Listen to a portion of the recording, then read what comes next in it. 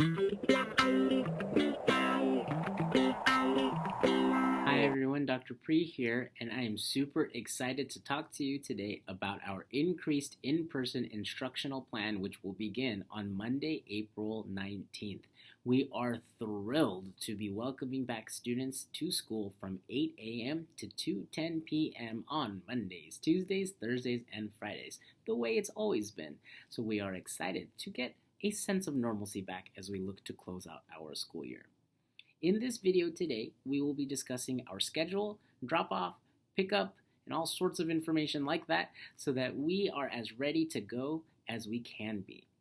This is going to take the entire community's effort, just as things have been all year. We've been working together to get through this for our kids, and this is no different. Okay, so sit back, relax, maybe grab a pencil and a piece of paper to take some notes, although you can always pause the video if that is something that you need to do for some pertinent information.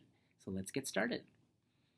The first thing that I want to mention is that Wednesday, April 14th is going to be an asynchronous learning day. That means your student will not be connecting with their teacher on that specific day. What that means, again, is that teachers will be assigning independent work for the children to do, and that they will not be meeting on Zoom on Wednesday, April 14th, because we will be utilizing that day to prepare things here on campus. This is a visual of our bell schedule for our return after April 19th. You can see that the TK Kinder schedule has not changed at all. This map outlines our drop-off locations around campus. Please note that the drop-off areas will be significantly more crowded than they have been. We will need our community more than ever to be patient and careful as we make this adjustment to increase traffic in a safe manner. Your siblings can be dropped off at the drop-off zone for their youngest sibling. So if you've got a first grader and a fifth grader, both children can be dropped off in the blue zone. The blue zone, drop zone A, is for grades TK through 3. The green zone, drop zone B, is for grades 4 through 6. The yellow dots on the screen indicate where students can enter campus. Students will go directly to their classroom and wait for their teacher outside of the door. Please note the red X's on the screen. These are locations where children cannot cross the street. The blue circles indicate where you as a family can walk up to if you are interested in walking your child to school. Again, please note the red X's because those are locations where children cannot cross the street. Our kindergarten friends have been following this pickup procedure for the last several months, and nothing has changed. You will notice that you can pick up your kindergartner using drop zone A in the drive-through lane, or you can walk up to school at the blue dots if you are interested in walking with your kindergartner.